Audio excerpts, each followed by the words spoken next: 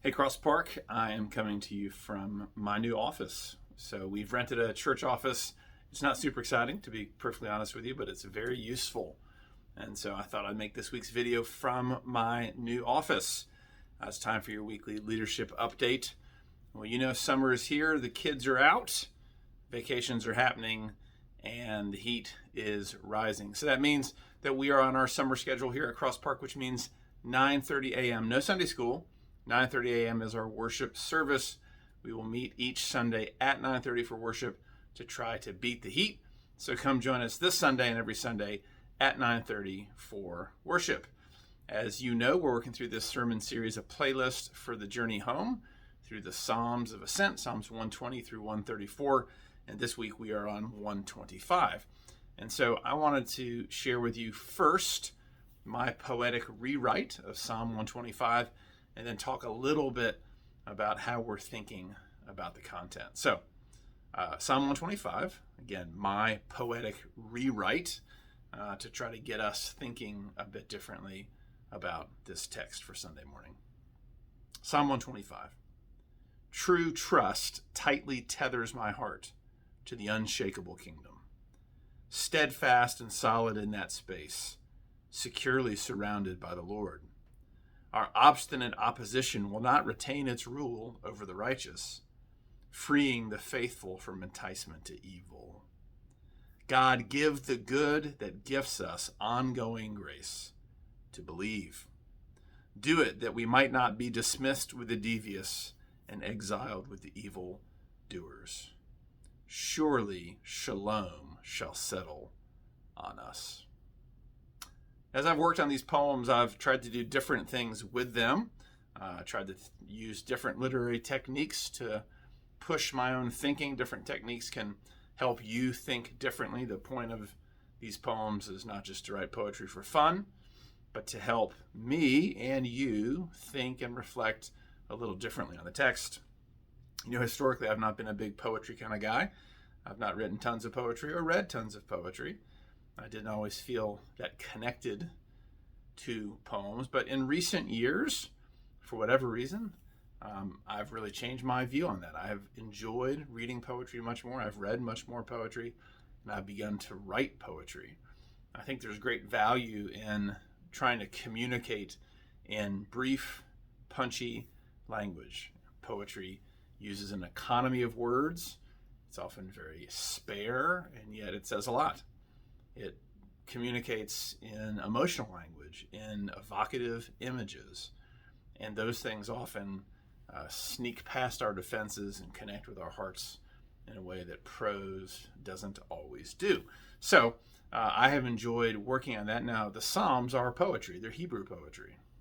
Now, Hebrew poetry shares all those things I just said, economy of words, imagery, punchy emotional language. Hebrew poetry, however, doesn't rhyme. That's not what they're doing in Hebrew. Instead, sort of the form that Hebrew poetry takes that's unique to it is what we call parallelism. We haven't talked a lot about this. It's not that it's not useful. It's simply that it maybe isn't always crucial to you understanding what's going on. But to identify Hebrew poetry, you have to find these images of parallelism where there's an idea, and then the next line repeats that idea, but often advances that idea a little bit further. It's a way of reiterating and building on these ideas. So as I have written my poems, what I've tried to do is to take the psalm and to simply rewrite it, to reimagine it, to restate it, to use obviously English language and poetic language to take what's there and to help us think about it from a different angle. In my poems that I've been writing for this series that I've done on these videos, I've tried to rewrite the whole psalm. So I'm trying to restate what is there. Some weeks I have rhymed. Most weeks I've tried to have some sort of rhyme scheme, different ones. Some weeks I've also written in meter, meaning that there's a set number of syllables to each line. Some weeks I've had more rhyming, less rhyming. Some weeks I've done some internal rhyming, but not rhyming at the end. And then this week I went with free verse. So free verse means There's no set meter, and there's no particular need to rhyme. But what I did this week was to use some alliterative techniques where, as you listen and as you can read in the email, different lines have one or two sort of main sounds that I'm trying to alliterate. I do think there's a certain lyrical quality that sometimes comes with alliteration.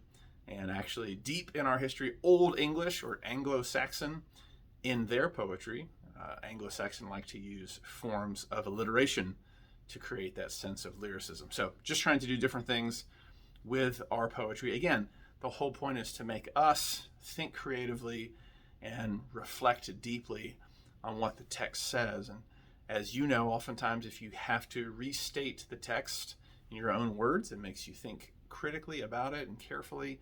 And particularly if you're trying to restate a text in some sort of form, rhyme, meter, alliteration, etc., it further pushes you to think about that. Well, as we look together at Psalm 125 this week, I was particularly struck by the first two verses. They really got my attention. They're a beautiful and evocative collection of phrases. Again, we'll talk about them more Sunday morning.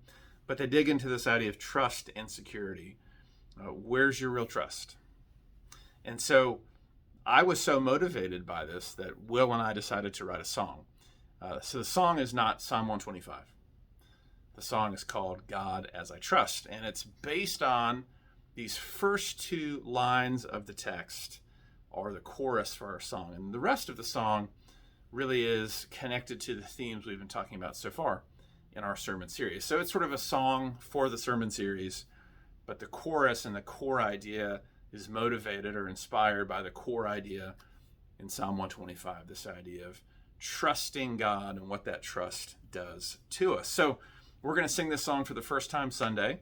In the email where you got this video, there's a link which allows you to listen to the demo Will made, as well as the lyrics for the song. So if you want to try to follow what Will is singing in the demo and to begin to learn the song for Sunday, you have the opportunity to do that. As I said, in the song, what we're trying to do is to reflect this key idea. What does it really mean to trust God? What is trust?